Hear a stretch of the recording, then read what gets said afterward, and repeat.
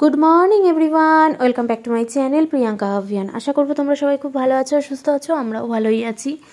আর আজ হচ্ছে মঙ্গলবারের একদম সকাল থেকে ব্লগটা স্টার্ট করছি। দেখতেই পাচ্ছ তুর্য স্কুল যাচ্ছে বাবার সাথে, প্রতিদিন যেরকম যায়। তুর্যর তো স্কুল বাস আসে, কিন্তু মোড়ের মাথা অবধি প্রতিদিন বাবার সাথেই সাইকেলে যায়, তোমরা তো জানোই। আর আজকে কিন্তু বাবার সাথে আমিও যাচ্ছি। তো আমরা মোড় অবধি আমাদের ছেড়ে দিল, তারপরে কিন্তু আমরা বাসে উঠে গেছি, তুর্যর স্কুল বাসে। আর তুর্যর কিন্তু এক্সাম চলছে। না না, আমি কিন্তু ওর এক্সামের জন্য যাচ্ছি না, আমার হচ্ছে স্কুলে কাজ আছে, তো সেই জন্যই যাচ্ছি। তো এখানে দেখো চুপচাপ বসে রয়েছে। আজকে বাস আন্টির সাথে বসবে না, বলছে আজকে মাম্মা তোমার সাথে বসবো, যেহেতু তুমি যাচ্ছ তাই তোমার সাথেই বসবো। বাস আন্টিকে বলেছে আন্টি তোমার সাথে আজকে বসবো না, মামামের সাথে বসবো। তো ওদের স্কুল যাওয়ার পথে না এই রুটগুলো না দেখালে না ভালো লাগে না, এত সুন্দর রাস্তাঘাট ওদের স্কুল যাওয়ার পথে, কি বলবো। তো সেই জন্য প্রতি সময়ই যখনই স্কুল যাই তোমাদের সাথে শেয়ার করি, তাই প্রতিদিনের মতন আজকেও তাই শেয়ার করলাম, খুব ভালো লাগে। তো রাস্তাঘাটগুলো একদম ঝকঝকে তকতকে আর খুব সুন্দর। এই জায়গাগুলো না আগে পুরো গ্রাম ছিল, ভিতরের গ্রামও পরিবেশ ছিল, কিন্তু দেখো এখন কত হাই রোড হয়ে গেছে, ন্যাশনাল হাইওয়ে হয়ে গেছে। তো সমস্ত জায়গার আর কি বাস, লরি, ট্রাক সমস্ত কিন্তু এখান থেকে যাতায়াত করে। আর ওদের স্কুলে যাওয়ার পথে আবার একটা ঝিলও পড়ে, সেখানে কিন্তু মাছ চাষ হয়। তো সেটাই হচ্ছিল, তাই ভাবলাম তোমাদের সাথে একবার শেয়ার করি। আর স্কুল বাস থেকে নেমেই দুজনের প্রতি দেখো ভালোবাসাটা দেখো।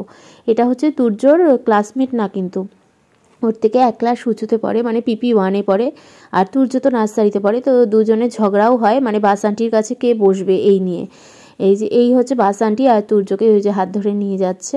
তো নেমে দেখলাম আজকে খুব আদর করলো। তো ওর আন্টি বললো না, ওরা যেরকম ঝগড়াও করে আবার ওদের ভালোবাসাও আছে। আমি ভাবছি তাই দেখলাম।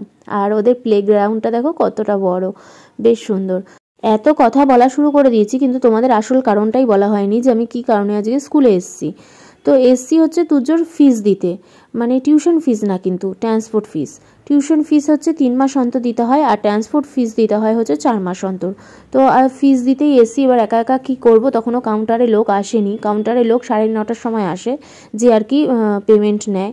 তো এতক্ষণ একা একা বসে কী করবো, তো পাশে একদমই ওদের গেট থেকে বেরোলেই চায়ের দোকান আছে বাহাতে, তো ওখানেই আর কি চা খেয়ে নিলাম একা একা।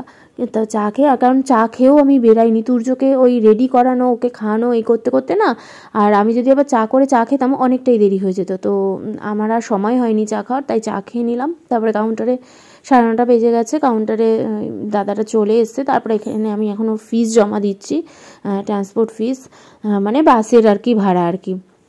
তো বাসের ভাড়া দেওয়া হয়ে গেলে তারপরে আমি হচ্ছে যাব। আজকে একটু অনেকগুলো কাজ আছে, কিন্তু এই কাজটা আমি একা একাই মেটালাম।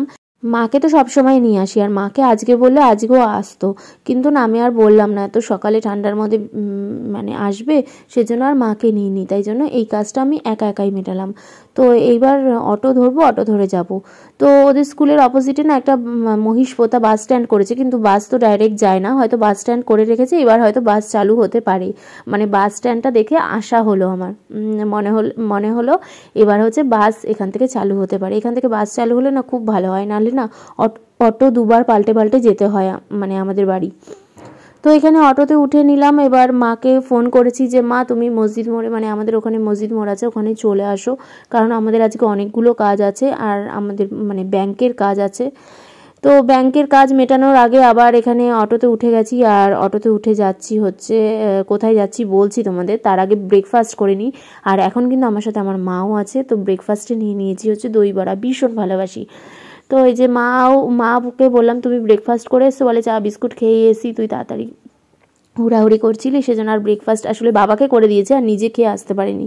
আর এখানে আমরা দুজন মিলে দই বড়াই খেয়ে নিচ্ছি, আর দই বড়া ভীষণ ভালোবাসি খেতে।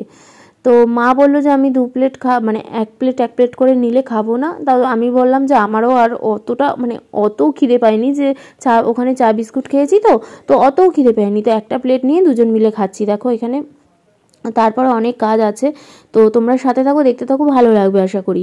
আর আজকে সারাটা দিন আমাদের এই সব বাইরে কাজ মেটাতেই আর কি সারাটা দিন কেটে গেল। তো সেটাই আর কি বলছি, যে সেই কোন ভোরে বেরিয়েছি, আমি উঠেছি তো 5:45টার সময়। তারপরে থেকে তুর্যকে খাওয়ানো, রেডি করানো, ওকে পটি করানো, ওকে ড্রেস পরানো, ওর খাওয়ানো নিয়ে তো ভীষণ ঝামেলা হয়। তো এইসব করতে করতে কখন যে সময় কেটে গেল বুঝলামই না। তারপরে বাবা চলে আসলো, বাবার সাথে আসলাম, মানে এক এক করে যে কখন মুহূর্তের মধ্যে সময় কেটে গেল। নিজে দেখো কোনো রকম রেডি হয়েছি, আর এই মাফলারটা বার করেছি কিন্তু এবার শীতে। আগেরবার দার্জিলিং থেকে কিনেছিলাম, ভীষণ ভীষণ ভালো জানো মাফলারটা। পুরো মুখ কান গলা ভালো মতন পেঁচানো হয়। আমার শাশুড়ি মাকে দিয়েছিলাম, শাশুড়ি মা তো কবের থেকে ইউজ করা শুরু করে দিয়েছে, কিন্তু আমি আর বার করিনি, আমি এখনই বার করলাম। তো দই বড়াটা না ভীষণ ভালো ছিল। আমাদের ব্রেকফাস্ট কমপ্লিট। এবার আমরা চলে এসেছি আমাদের সুকান্ত সদনের অপোজিটে একটা ব্যাগের দোকান আছে, বিশাল বড় ব্যাগের দোকান, যেখান থেকে মা আর শাশুড়ি মার ব্যাগটা কেনা হয়েছিল।